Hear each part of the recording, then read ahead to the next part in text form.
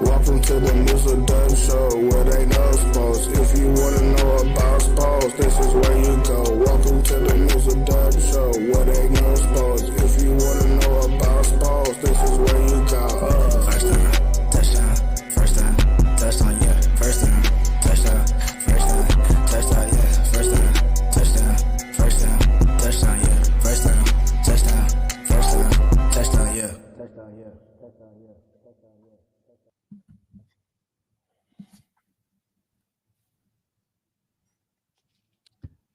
Back on the late night tip.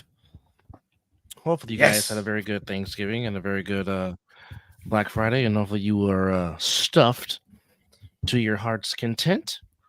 Welcome to number 131 of the Mizzle and Dub Show. Hey, well, as I said in my little slogan there, that I'm still full.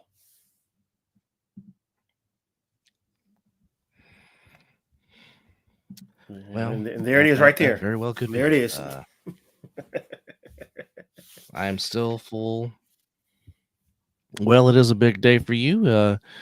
Big game to determine the state championship of Florida college football against the Florida Gators. But we will recap so far what has gone down in week 12, the 4 games that passed. Talk a little bit NBA and maybe sneak in a little preview of Andrade and Benavidez, as that is also later on today at the Mandalay Bay Event Center in the entertainment capital of the world. Yeah, just on the day you just happen to be working. I get it. Yeah, it's just it's life. It's okay. How was your holiday, good sir? Oh, it was great, man. You know, I just spent it with the kids and the wife. Your niece and sister took care of all the fixings and everything. They both were in the kitchen putting it down. It all came out good, and it's not about the food and everything. It was just about family, and I was just thankful that I was here to spend time with them and just do what we normally do with some good food. Yes, indeed. How about yours, man? Well, I mean, first half was a normal Thursday since I do work the first half of the holiday, which given the city I work in and how all they care about is their money, so that just comes to territory. But I was oftentimes to watch my team hold it down against the Seahawks on late first night. Yeah, they did some thrashing. So we'll just get into it. But before we get back into Thursday, it really wasn't much of a competition in East Rutherford, New Jersey. And as I had texted you earlier, the Jets really should not just play anywhere near, at, or on Thanksgiving, because bad things just seem to happen. And they get famous for it too. The Jets, and it took its place again. It reared its ugly head. Yeah. It just wasn't a good look for the Jets, as the Dolphins went into the Meadowlands at MetLife, took care of business 34-13. Even though Tua had an ugly gash on his right. Oh my God! Near in his his right tattoo bicep. too. That was in the tattoo. A nasty looking gash there. Yeah, just someone wanted to take their best Mike Tyson impression and just stick their skin into Tua's skin. But he still threw for 243, even though he threw for 2 interceptions. But the Jets could not take advantage.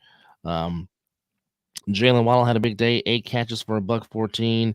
Tyreek Hill, 9 catches for $102 and a touchdown. Mostert had 94 yards on the ground as the Dolphins ran for 167 as a team. And the Jets, they get a little bit they try to get back in the game. Defense gives them a pick 6.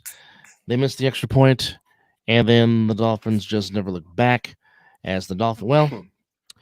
When you go for 11 for 16 on third downs, we'll get into that too.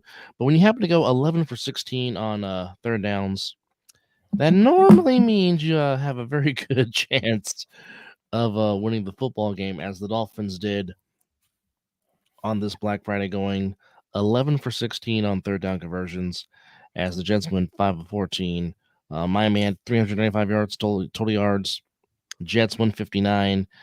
I mean, it as we were saying, as we were going back and forth, only the Jets can get a pick six on defense, try to get back in the game to try to make it 10-7, botch the extra point to make it 10-6, try a Hail Mary, then Javon Holland goes 99 yards on the Hail Mary. Where was the whole team at? I guess everybody was in end zone, huh? Well, the skill players were in the end zone, and really the only skill player left that could possibly make a tackle was Breece Hall, because you had nothing but linemen and quarterbacks to get by on your way to the end zone when you do a Hail Mary like that. Yeah. And it worked in Miami's favor. And then after that, the Dolphins never looked back. Tim Boyle was 27-38 for 179, 1 TD, 2 INTs. Wilson, 7 catches, 44 yards, and a touchdown, as the Jets were once upon a time over 500, are now 4-7. Dolphins moved Can't to blame 8-3. Zach Wilson. No, wasn't his fault this time. And as it stands at the moment right now, the Miami Dolphins right now are your number 1 seed in the AFC by way of a better conference record than the Baltimore Ravens. So right now, wow, as it stands, and of course, yeah. So right now, as it stands, of course, we still got the Raiders and the Chiefs that's pending right now. Miami's your 1 seed, Baltimore's the 2 seed, Chiefs got bumped down to the 3 seed, Jacksonville 4, Cleveland 5, Houston 6, and the Steelers hosting the last playoff spot in the AFC. So Miami, as it stands right now, the Dolphins, by way of the better conference record than the Ravens, have the number 1 seed in the AFC. So, like I said, the Dolphins did what they're supposed to do. Am I shocked, though? Am I shocked? No, because Mike McDaniels is a damn good coach. So this is nothing that's shocking, per se. No. Not at all. Well, something that was shocking that took place was the Green Bay Packers. And the Packers are now back in the thick of the wild card race in the NFC, as they move their record to 5-6 on the year, as they held at the end and had enough to beat the Lions 29-22. The 20-point first quarter was enough for the Packers. Now, here's the funny thing about the Packers all coming into the season. All season long, the Green Bay Packers only scored a total of 14 points in the first quarter. All season. Yes. And they scored 20. And they never looked back. Against a good Lions defense at that. And it's shocking from another end because, yeah. And the thing about the Lions, this was the opportunity for the Lions to really show to a national audience, because everybody's watching. It's Thanksgiving. You're one of 3 games. Everybody's watching. You're the first game of the day. I mean, this was the Lions' chance to show that we are not the same old Lions, and we are really for real. And they laid an egg. Now, again, a big one. Mizzle and I still think the Lions. Yeah, me and Mizzle think the Lions are still going to win the NFC North. We still do. Easy. By no means that we're saying the sky is falling on the line. I mean, granted, anything can happen, but I still think the Lions will bounce back. They will still win the division. They're still the class of the division. Because again, Green Bay hasn't proven that they can be this. They're 8-3. 8-3. Yeah, look. Yeah, they're who's close in that division to them? With the Packers, by what, with 5 victories? No, the Vikings are about a game and a half back. And Okay. should the Vikings win on Monday night against the Bears, which they should, that'll put the Vikings one game behind the Lions. And keep in mind, the Vikings and Lions still have not played each other yet, so you They still got those two play each other games. So twice, right? if anybody could correct, yes, they do, yes. Ooh, and I guarantee you the last matchup is week 17, isn't it? I mean, week 18. Well, I mean, let's take a look at the Lions schedule as we're looking at it. But kudos to the Packers and LaFleur. They were ready. Jordan, they came out swinging took care of the ball, threw for 3 TDs. But I mean, one thing that has reared its ugly head, especially in the losses for the Lions, when Jared Goff is in a giving mood, he really is in a giving mood, and turnovers was really the story of at a premium this game. Because I mean, the Packers took the opening drive, marched down the field, and got in the end zone. I mean, the Lions came right back and marched down to match them, but again, the missed extra point, and it just seemed like after that missed extra point, it just seemed like everything went downhill for the Lions. Yeah. Even the Lions were 7-15 on third down, which is a good percentage, but they went 1 for 5 on fourth down, which they're known to gamble. I mean, they outgained the Packers. They had more plays than the Packers, but again, 3 fumbles lost, 3 turnovers normally turns into disaster, and plus the defense scored a touchdown, which didn't help. Because I mean, if you look at it, after the Packers scored that 20 points in the first quarter, they only scored 9 points the rest of the game.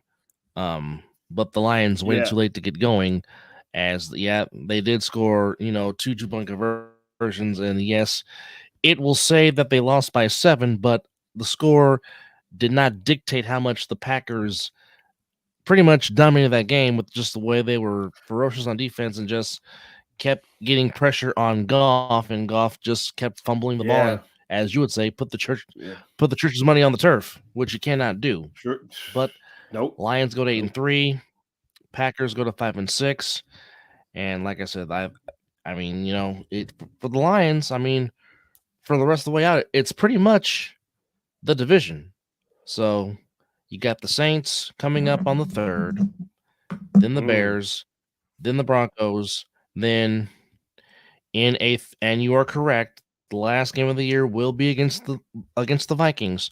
So it's for the Lions. It's Saints on the road in the Superdome, Soldier Field against the Bears, back home against the Broncos, in Minnesota, then Arlington, then you close the season against Minnesota. So in the last 3 weeks, 2 times in a 3-week span, just like how my Niners will play the Seahawks twice in a 3-week span, it'll be the same with the Lions and the Vikings. So who knows? January 7th, it could be Vikings and Lions possibly for the NFC North title. So just keep that in mind, folks. Wait a minute. Can I ask you this one question? It's just, is there going to be playoff football played on my birthday?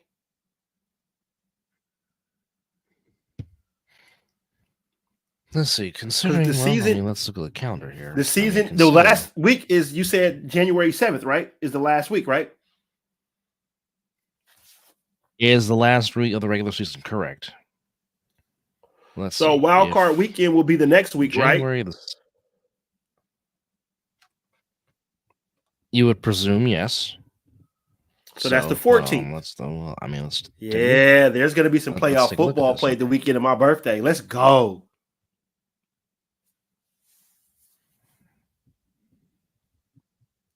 The division round or conference, something that has to be played that weekend.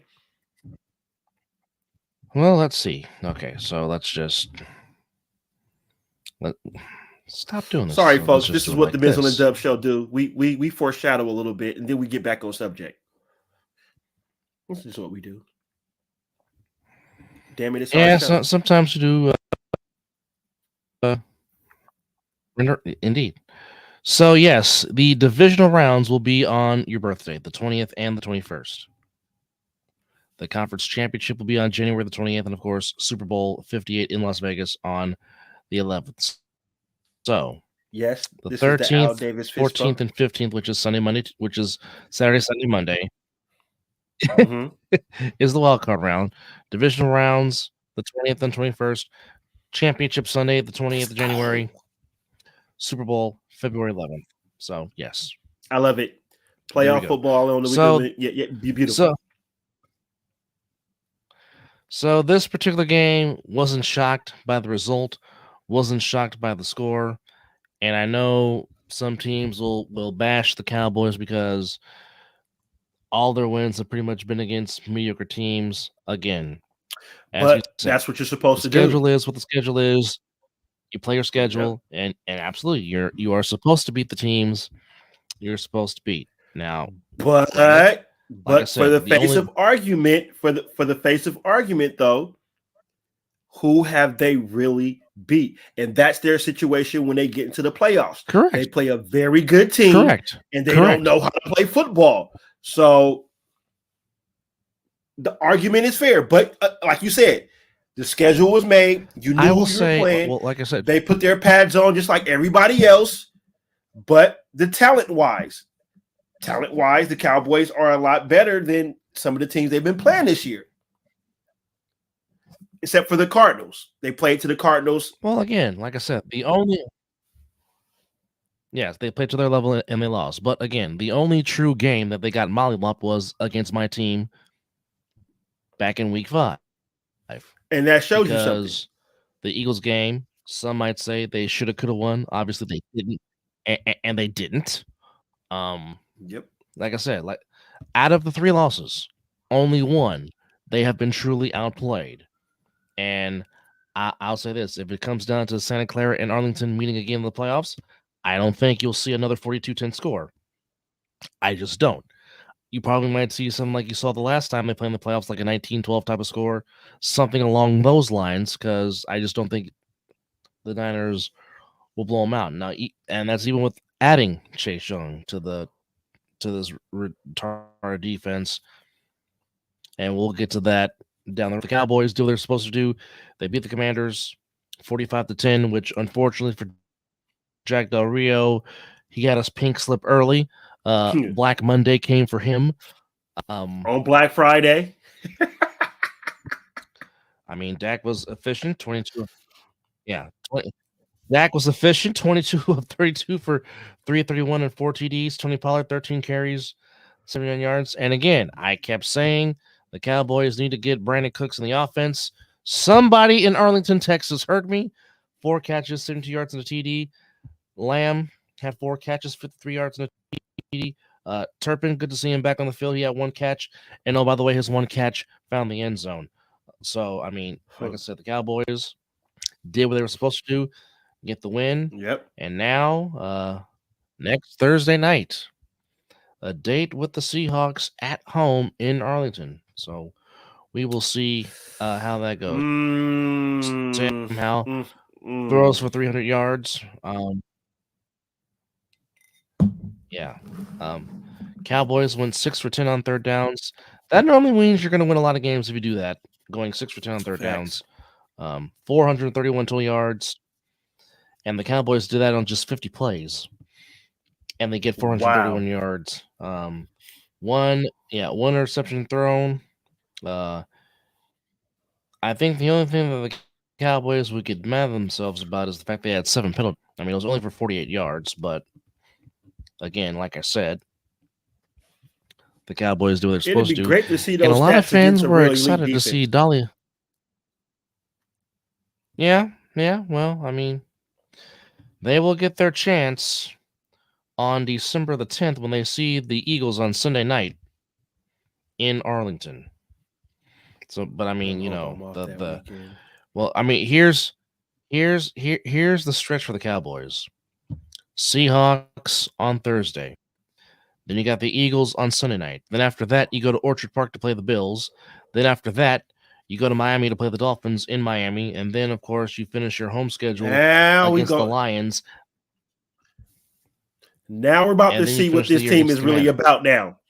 Yeah. Yes, Yeah. yes. The Now, back end of their schedule now is the about to get Cowboys real. about Yeah. yeah, yeah. The Yeah. Cowboys are about to run the gauntlet now, and now we're gonna see where Mm-hmm. they stand.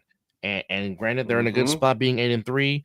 And I mean, like I Mm-hmm. said, I mean, by the time they get to the Eagles, because the Eagles have the Bills and then my Niners after that. So by the time you get to the Eagles Cowboys on Sunday night in Arlington, Texas, this could be for first place in the NFC East. Only time will tell. But the Cowboys again And could this did what be they were for the supposed to number do. one spot?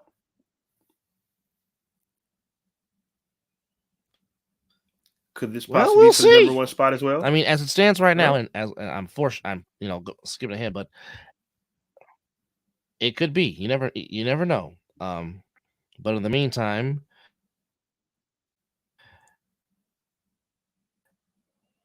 wasn't shocking by the score. But the Niners went to Seattle, took care of business, and now they get 10 days to prepare for the Eagles on December 3rd. I mean, looking at their first drive, that was as just easy as it could possibly be, just going up and down the field as they please, as they found the end zone on the first drive. And momentum seemed to creep on Seattle's side after that pick six by Brooks for the touchdown, and they got within 4-13. But when they needed to respond, they did. They ran the ball when they were supposed to, and then Purdy throws an absolute dime right in stride to Brandon Ayuk. As McCaffrey, it seems like all Christian McCaffrey does is just find the end zone. His second touchdown run, that 8-yard run where he decides to go left, nothing there. Okay, I'll come back to the middle. And basically, as Chris Byrne would say, just and finds the end zone. I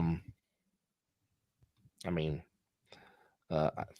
there's really not much you can say about what this team has done. But one move that I must give them credit for is the fact that they put John Feliciano at right guard instead of Spencer Burford, and it seemed to pay dividends.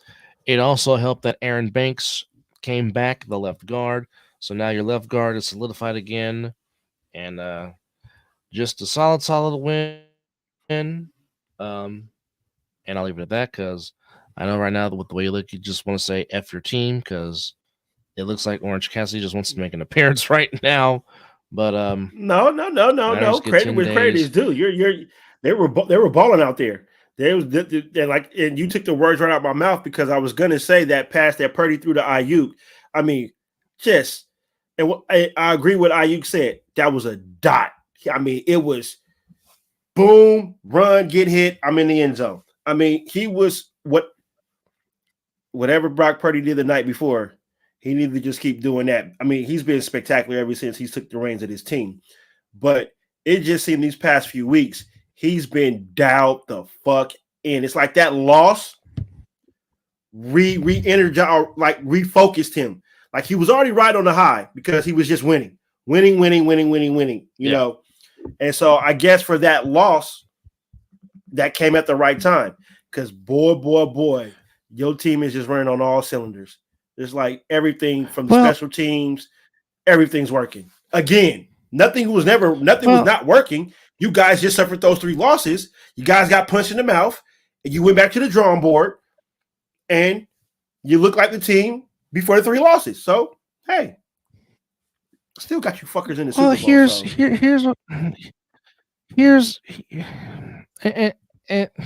I mean, as you know, fans are fickle. They just are. As I kept saying, they hadn't faced adversity since Purdy was quarterback since against the Eagles in the NFC Championship game back in January when the team literally had no damn quarterback to play. It was almost like the body bag game between the Eagles and the Redskins many years ago. But I've said, Brock wasn't going to have his tail tucked between his legs. No. He was going to handle it. Like you weren't worried about him handling the adversity because, like I said, he was a 4-year starter at Iowa State, playing in a big time conference in the Big 12, Mm-hmm. playing against teams like Mhm. Oklahoma, playing against teams like Texas, Mhm. playing in those Mhm. atmosphere in Norman, Oklahoma, and Austin, Texas. He was not going to be overwhelmed by adversity or when teams struggle because he'd been through No. that playing in Ames, Iowa. So his composure, you were not going to be worried about. And like I said, the team needed to get healthy. You didn't have your star right tackle. You didn't have one of your star players. Getting Trent Williams back, getting Debo back, basically helped solidify this team, and now they're going on a stretch run. Then finally, Dre Yep. Greenlaw's healthy, and now you got Greenlaw and Warner doing what they do best, going sideline to sideline and all points in between. But Travarius Mhm. Ward, I thought really played an outstanding game. Really contained DK Metcalf. Really, DK Metcalf was not a factor at all in this game. I mean, really not many of the wide receivers were a factor in this game. And plus, I mean, they get 6 sacks again. Since Chase Young has been added to this defense, the defense has gotten 15 sacks in his 3 games played. So I mean, they're constantly getting pressure. Bosa's now playing like why he got paid, and now is finally starting to get, as you would say, get his shit together. Yeah. So I mean, kudos to them. So like I Must said, be nice. now their Must be biggest nice. test of the season. Their biggest test of the season coming in 10 days, but they have 10 days to prepare for the Eagles. Now, here's my question for you, because it's been talked about.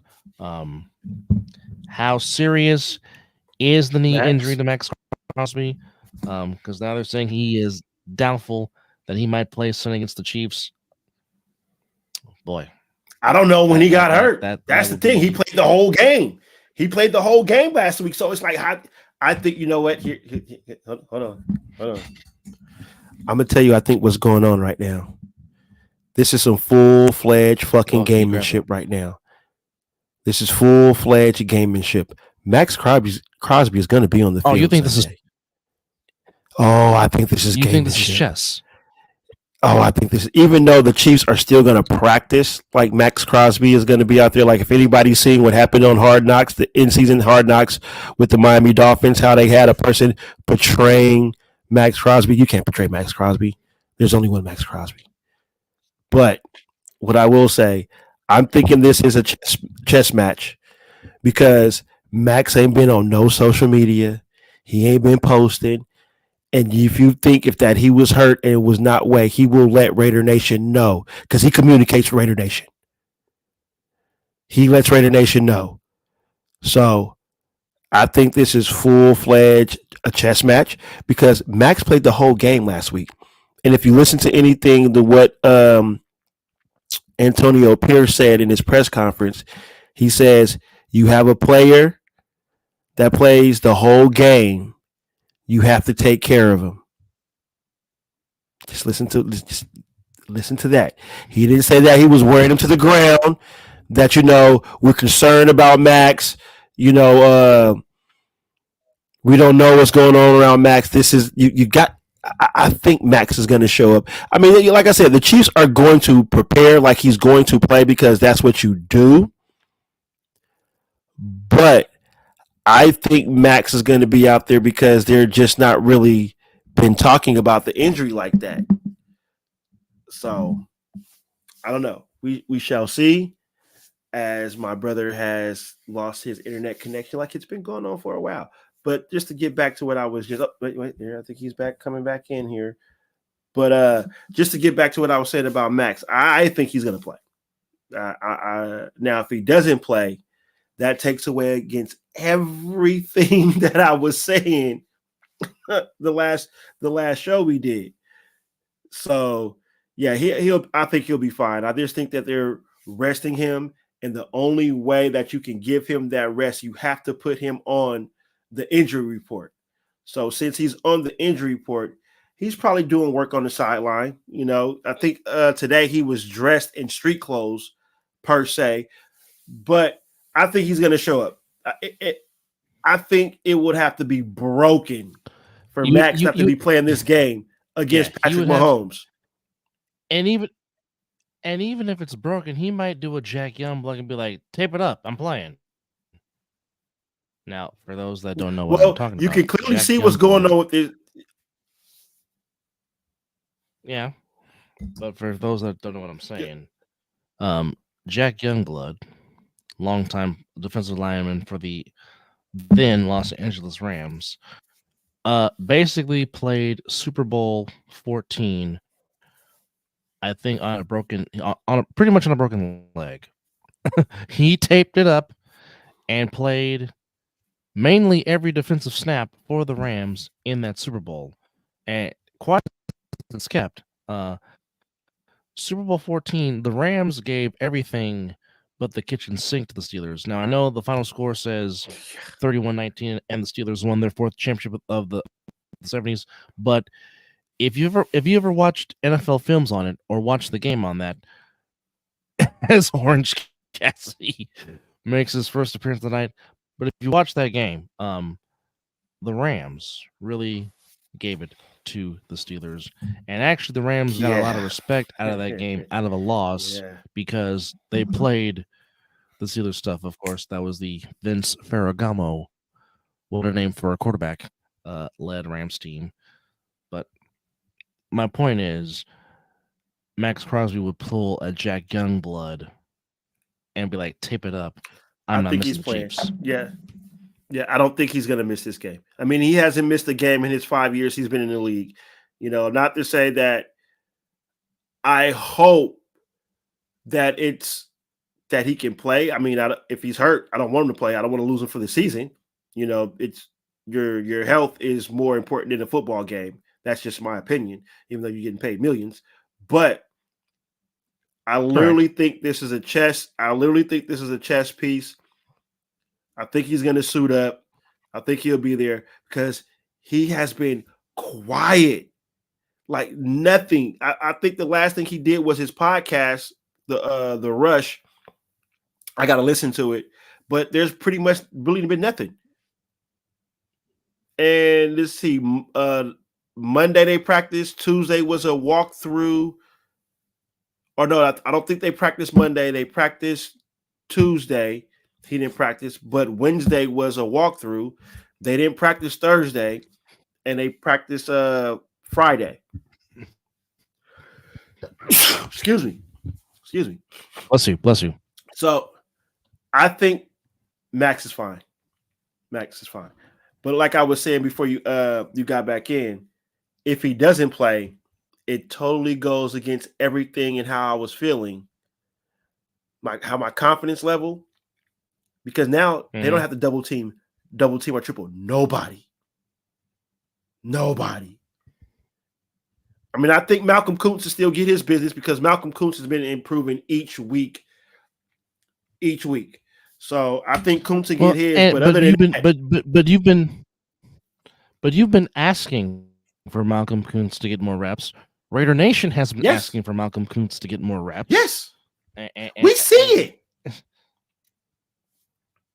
I mean, and if it wasn't for, you know what? I'm about ready to pull the plug on the Jacorian Bennett experience.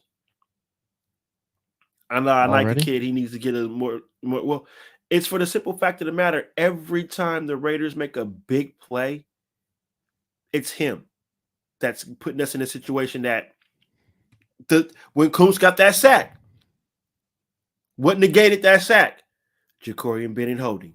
And what did the Dolphins do right after that? Tyreek Hill. You know, this is the time to where, you know, Tyler Hall, I'd rather see Tyler Hall out there. The young man is a football player.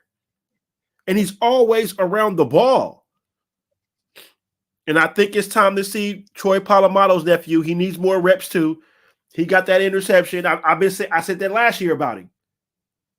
The kid can play. I like Marcus Epps too, but Marcus Epps got paid. And he ain't been playing that type of football like a captain and a leader that he led with the Eagles the year before. So I'm all about putting the playmakers on the field right now. And like I told you the other day, I know they got to go through the interview process and stuff like that. Take the tag off and give this man about 2 to 3 years to see what he can do with this team. Take the tag off. Well, like I said, if the Raiders finish strong, if the Raiders finish strong,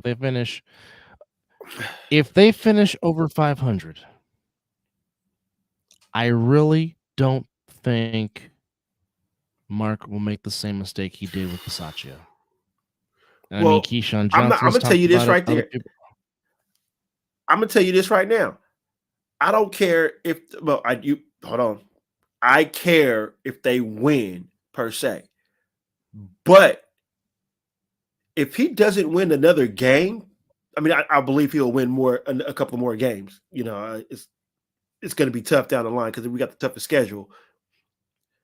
But look what happened in the locker room. You have to listen to your players. I mean, at the end of the day, you sign the checks, you make the big decisions because that is your team. But look at how competitive they have been. Well, just one game. Now, let's see what they do with the Chiefs. I mean, of course, again, like we said about the Dallas Cowboys are supposed to beat the teams that they're supposed to play right now. Okay, we played the Jets and the Giants. Besides, the Jets have a good defense. We beat the Jets. They don't have a shitty offense. The Giants ain't got nothing but Saquon Barkley. So we were supposed to win that game. And now we're going to recap back that now you see what the Dolphins are. You see what they did. We held them to 20 points and 6 points in the second half. With Josh McDaniels, we get blown the fuck out. They're damn near equal what they did to the Denver Broncos, I believe, if McDaniels was the coach. Oh my. Oh boy. So you see the change in this locker room, and you hear what these players are saying. It's a repeat of what happened with Bisaccia. There's progression as opposed to regression under McDaniels. Now, again, if people are now, yes, granted, teams can get right at any time, but for people expecting the Chiefs to get right against the Raiders, have you not seen the Chiefs the last 3 weeks? This is not a get right game. Now, a few weeks ago, I'd have told you this is a get right game. Not this week. I still believe it. This is not a get right game for the Chiefs. They're going to have to earn this victory. Not just that, the last 3 weeks, the Chiefs have not scored in the second half. The Chiefs are the lowest scoring team in the whole NFL in the second half. That's not just by osmosis. This has been a legit problem for the Chiefs all season long. Yes. They have not been able to score like they have been in the past. And again, I hate to keep going back to they miss Bieniemy, but because Bieniemy's not there, you have Matt Nagy. I mean, when was the last time Andy Reid lost a game coming off a bye, which normally does not happen? Very rare if it does. That's why I'm glad we wasn't the chosen ones this year. They had a bye week. They had a bye week, and the first game off the bye week was against the Eagles. And again, led by 10, Eagles kept fighting. Eagles eventually pulled away with the ugly win in the rain in Arrowhead. But the Kansas City Chiefs lead the NFL in dropped passes. That's not by osmosis. The Kansas City Chiefs have a case of Butterfingers. They have a case of the drops. Yeah. I mean, how many times this season alone have you seen Mahomes put a throw right on the money, as only Mahomes can do, and just straight up? Even Travis Kelce was dropping balls on Monday night, which normally does not happen. Fumbling.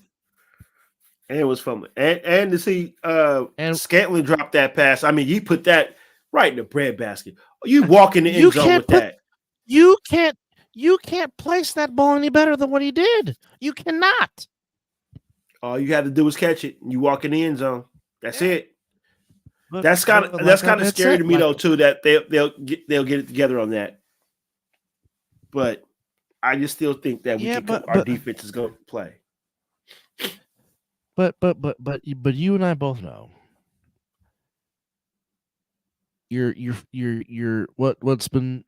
what has been giving you struggles all year always comes back to rear its ugly head somewhere during the season. It always does. It always does. So I mean, I just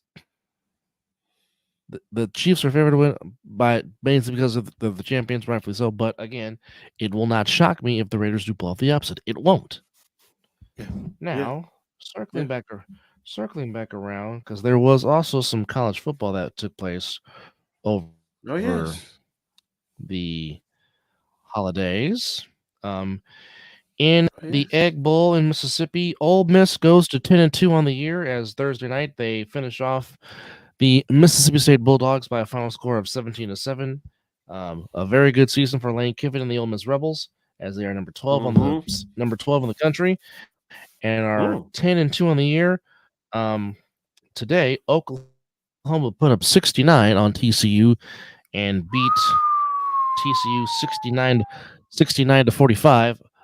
Obviously, there was no defense at all in that game played in Norman, Oklahoma, None. as OU It's a lot of on the points. outside looking in. Yeah, on the outside looking in, as Oklahoma still has a very good chance of possibly playing in the Big 12 championship game, but that's depending on what Oklahoma State does in their game against BYU coming up later on today.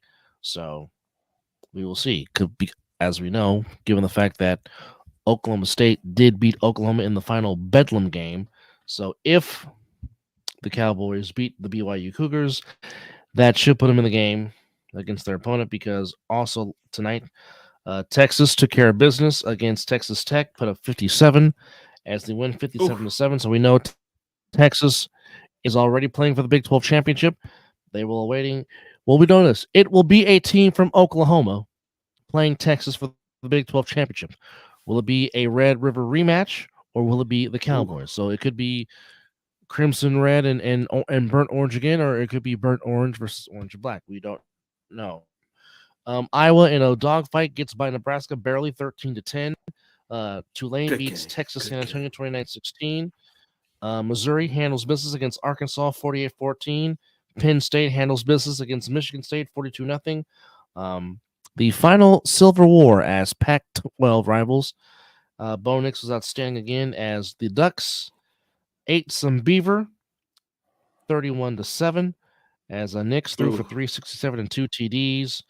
And the Pac-12 championship game is set as it'll be here in Las Vegas.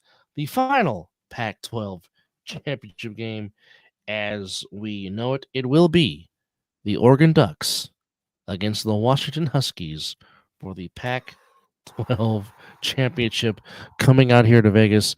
And by God, I really am going to try to go to that game because I would love to see Michael Phoenix and Bo Nix. That scoreboard this better could be be ready. the game that decides. This might be this championship game might be who wins this might be the Heisman Trophy game right here with those two playing for the Pac. What weekend is that? Let's see, what is the Pac-12 championship game? That's a very good question. Because man, if I can find a way just to sneak myself in there for that. Boy. It's next Friday. Is it your birthday? It's what? No, it's next Friday. Oh, well, next Friday. Cancel me. I can't make it. Yep. Wait. Well, you said the 1st? Yeah, just cancel. Yeah. Next Friday, December 1st. Yes. Yeah, can't make it. Nope. Can't do it. You know what? I really am going to look up tickets. Damn it. That's gonna be a great matchup, man. That's gonna be one for the books. That's gonna be one for the books for sure. It's a rematch. It's a rematch from October the 14th, not even 2 months ago, to which Washington just got by Oregon 36-33. So yeah, we can call this quarter number 5. It's a continuation. Yeah. of No. October the 14th when these two met Yeah. in Seattle. But yeah, You Washington, should go to that Oregon, one. playing for the Pac-12 title. I'm damn sure going to try. I am damn sure going to try to do that one. All right. Now, going with the top 25, of course, Stanford at Notre Dame, or Notre Dame coming to Stanford on the farm. My Bulldogs playing Georgia Blowout. Tech. Of course, the big game of the day. Blowout. Somebody's O will go. Number 2 Ohio State, number 3 Michigan at the Big House in Ann Arbor, Michigan.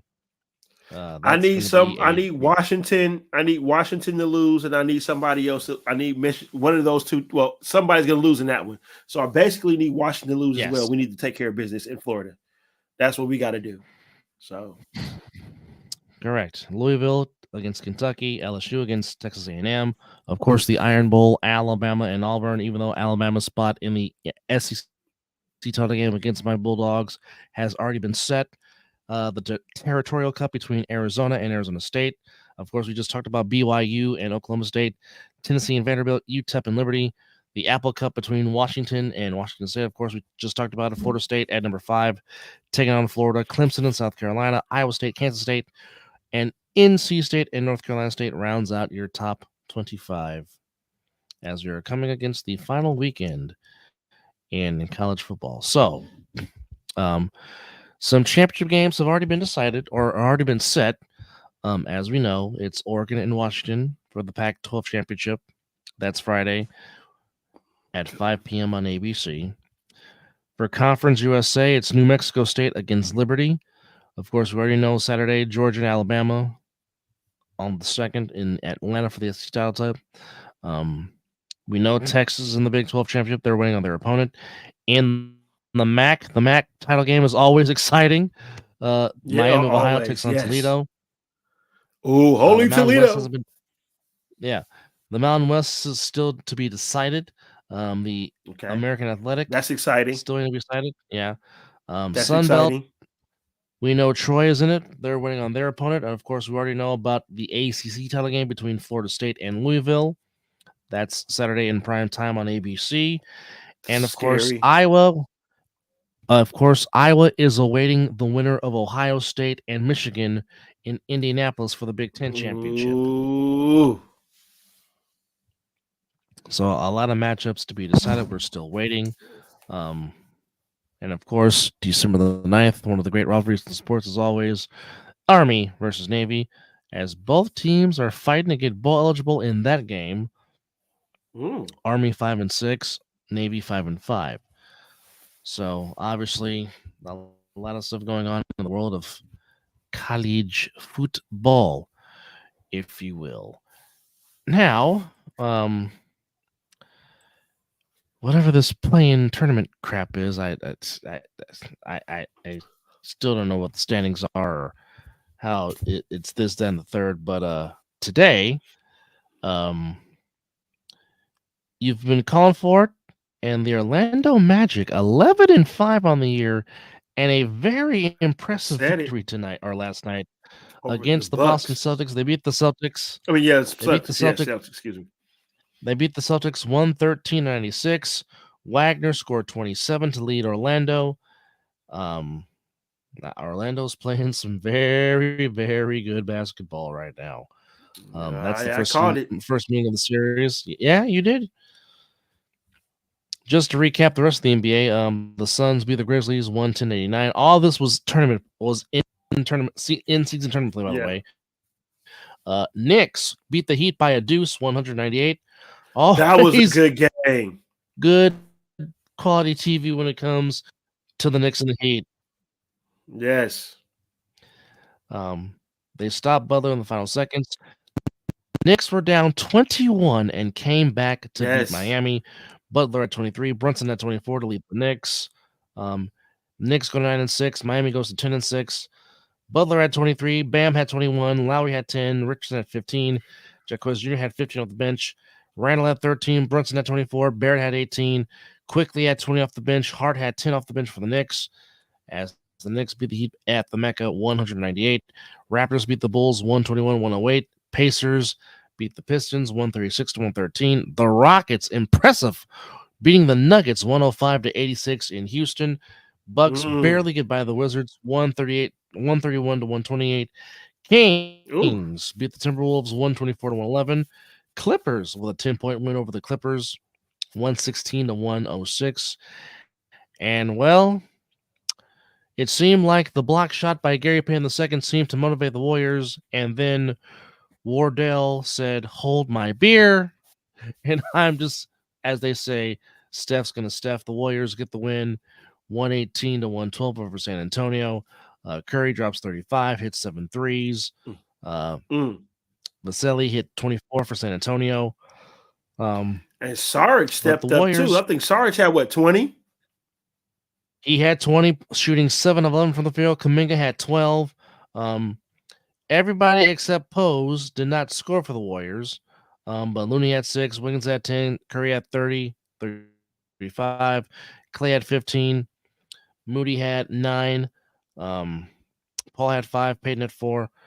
Of course, I think all Chris this has Paul been had about. Of course, did Paul have 10, 15 assists? Between 10 and 15? I know that's 10 like assists, a wide gap. 10 assists. Yeah, 10 assists. 10, 5 points, 5 rebounds, 10 assists.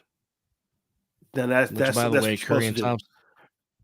Which, by the way, Curry and Thompson had 6 assists. Well, I mean, normally when the Warriors have 30 plus assists, that normally spells good. That normally spells a good night for the Warriors. Well, what I was hearing in my ear was the ball was moving, and we've been preaching that since Steve Kerr took this team. Run the offense.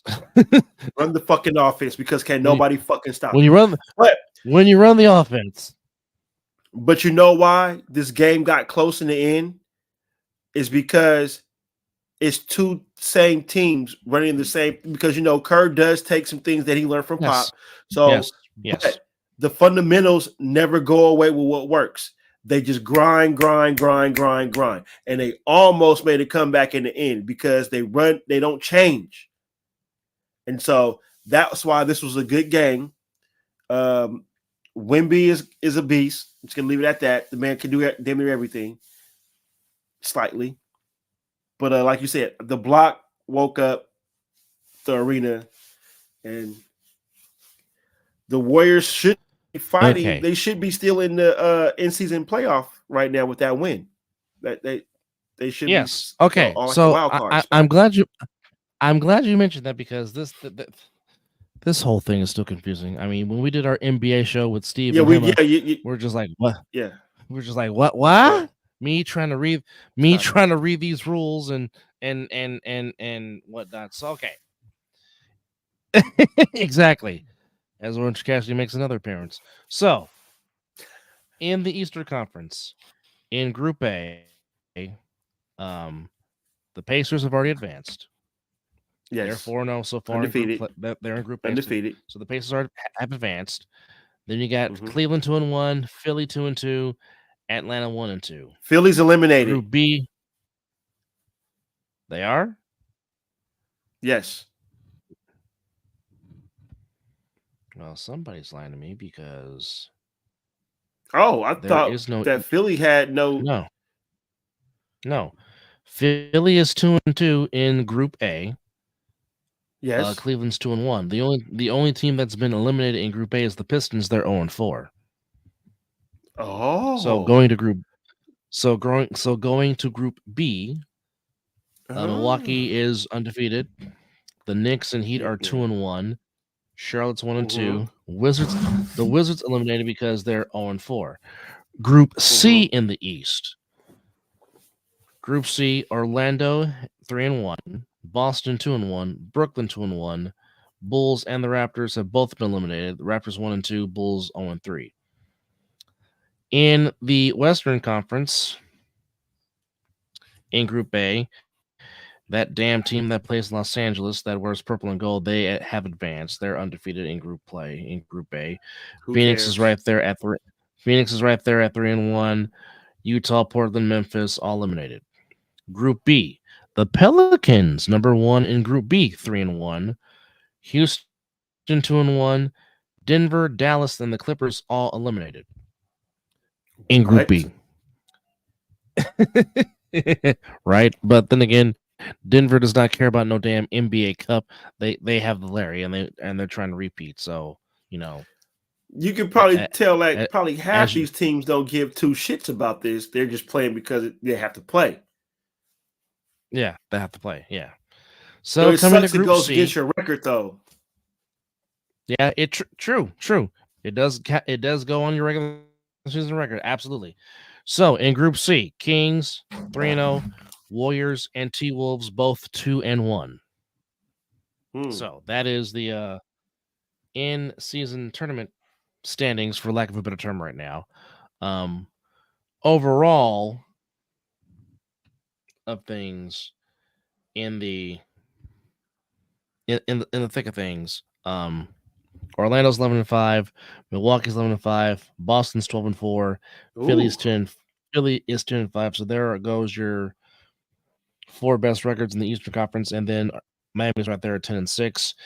In the Western Conference, Thunder, T Wolves 11-4, Phoenix 10-6, Dallas 10-5, Warriors still a game under 500 at 8-9. So, I mean, that's where it is with that. But that is what's going on in the world of the association. And real quickly before we call it night, there is some good old boxing going down. Oh, the sweet today. science. The sweet science. Yes. As sadly, the sad reality of boxing on Showtime is slowly coming to an end. The final Showtime pay-per-view broadcast of Showtime Championship Boxing is coming, with David Benavidez taking on Demetrius Andrade. Again, it is That is going to be a great one. That is for Benavidez's title. It is, and it's Jermell Charlo that is vacating his IBF belt ahead of a purse bid. So he will fight the number 2 contender, which again it is now. Somebody just relinquished some belts as well. Was it one of the Charlo brothers had to relinquish a belt, right? Jermell did, and who else? Somebody else did relinquish the belt. Somebody else did. Besides Bud Crawford, obviously. Yeah, Bud released one too. Well, he didn't care about that belt. He's on the bigger and better things. Yeah. I don't know who was the other one that relinquished their title. But yes, anyhow, I can't remember either. But nonetheless, here comes we're going to run down the whole card real quick for Benavidez against Andrade. If technology would stop being ridiculous right now. So, final Showtime pay-per-view broadcast. Of course, Benavidez against Andrade. That's the main event, which actually is taking place at where I was at earlier tonight. It was my first time inside the Mandalay Bay Event Center. That's a very nice arena, and their seats are very, very comfortable, I must say. Oh, no. I think all seats should be comfortable if you're paying good money to come sit in the damn arena anywhere. So, 4 total fights. So, first round on the 4 total fights on the pay-per-view. So, I want to do they show it on Paramount Plus? Really? That'd be interesting. Don't play with my emotions. Because I got Paramount Plus, and I will turn that on my break. Oh, it's talking about getting Paramount. Okay, never mind. It's just talking about getting it. So, Hector Luis Garcia against Lamont Roach, 16-1 against 23, 1-1. Cyril Matthias, 19-1 against Shohan. I'm not even going to try to pronounce that last name, but it's 19-1 versus 23-0. And of course, the co-main event is Jermall Charlo, 32-0 against Jose Benavidez, 28-2-1. And of course, the main event, somebody's O will go. David Benavidez at 27-0 against Demetrius Andrade at 32-0. So somebody's O will go. in this fight. And now let's Yes. see who is going to be the referee. Man, they got to get my man Fight. back up in there, man. They got to get my guy back in there. He needs to be. I don't know if there's something, but I ain't seen my man in a while. He needs to get his due. Get my man there, man. He's good for boxing. Referee for no. Yeah. Wonder if it. Oh no, wait. Tony Weeks is Benavidez not. versus Andrade. Benavidez.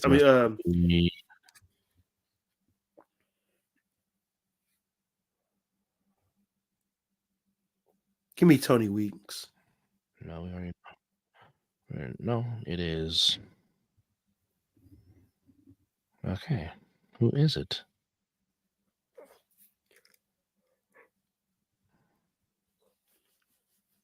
Seems like your source is not giving up the vital information you need right now. Well, this is.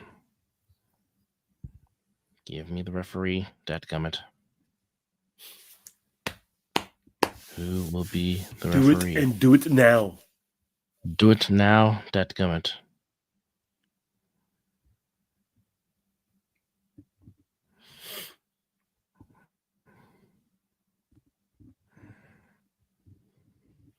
But now, well, Tony Weeks is going to be one of the of course he judges, is. but it's going to be on the undercard. Of course. He does all the undercards. I don't know why he's back on the main. Somebody's actually doing some work right now, like power tools work right now. 1:30 in the damn morning. So power tools. So Thomas Taylor is being assigned the fight for Benavidez Never heard and this guy. Andrade.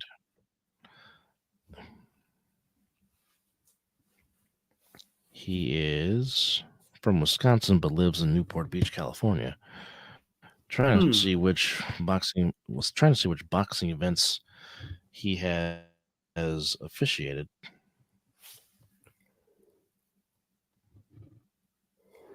Ooh.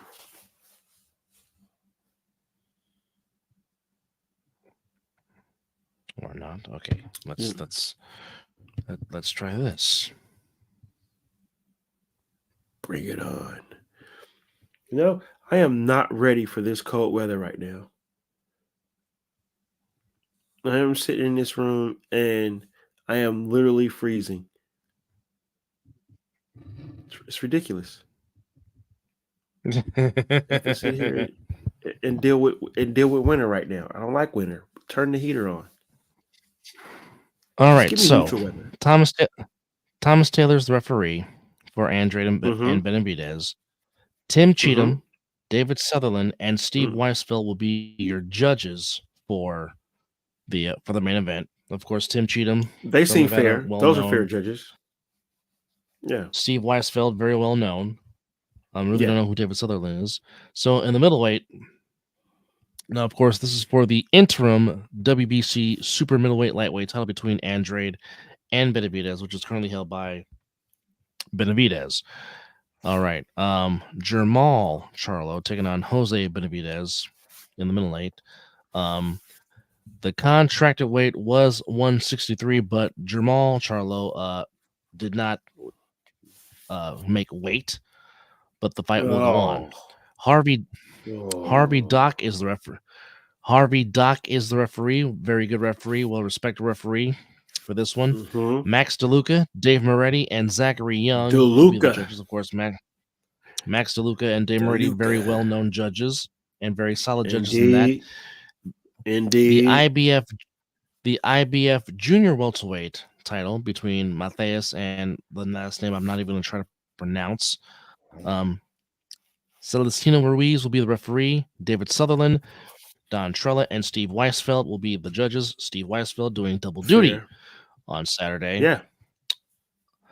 The WBA Super Featherweight World Championship. And of course, if you say Super Featherweights, that means one thing. Lots All of gloves. leather will be thrown. All leather. Yeah, buddy. That is for the WBA Super Featherweight Championship. Hector Garcia against Lamont Roach. Tony Weeks will be the referee for that.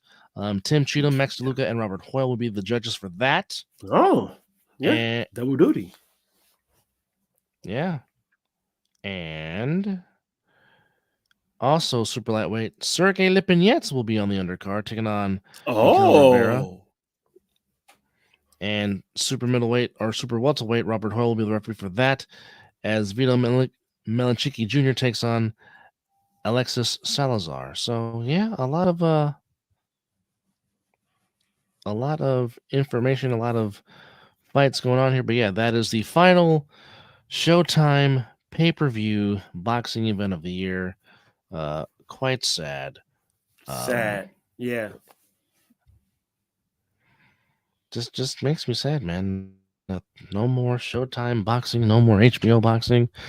Hopefully somebody will pick up the PBC banner and it'll be on a network television, but we'll find out. But real quickly before we call it a night,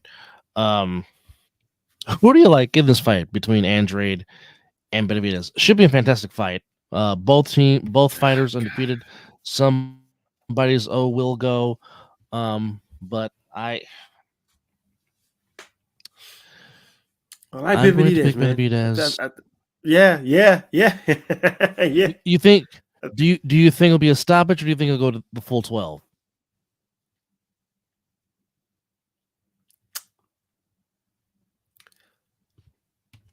I think he takes him in between 6 and 7. Oh, so you're calling stoppage? 6 okay, and 7. Calling stoppage. Yeah, stoppage between 6. I'm gonna say I'm gonna say stoppage in round 9 or 10.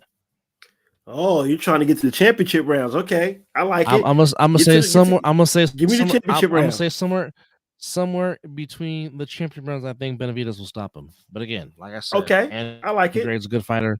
They're both no without of a doubt. Yes, but Benavidez is on a mission. He wants Canelo, and he will do everything he possibly can to get Canelo to fight. He's pretty much done everything but beg it. Well, he's also begged him, but I mean, he has been like promoting, like saying, "Canelo, fight me, please fight me, please fight me." Like he's literally begging the man, "Please fight me." Which should be a fantastic fight if they both fought in the super middleweight classification of the super middleweight division. But yes, yeah. This has been I guess you can call this a rapid fire edition, but a little bit under an hour and 10 minutes.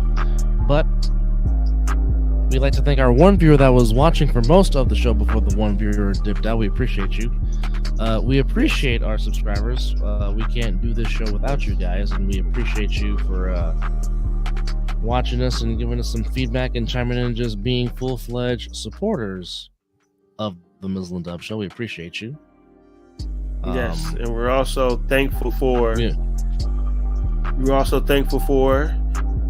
little big brother and both my nephew and my son for the great music you're hearing right now being played in the background in our introduction, and to everybody else that gave us any idea to do StreamYard. Yes, always appreciative. So with that said, enjoy the rest of your Thanksgiving weekend. Enjoy the rest of this college football. Enjoy the rest of Week 12 of the NFL. And try to enjoy this in-season tournament, which I really still understand. And if you're going to the boxing event, or if you're going to watch the boxing event on Showtime, enjoy that too. So with that said, episode 131's in the books of the Mizzle and Dub Show. He's Mizzle. I'm Dub. And as always, it's 12, Papa.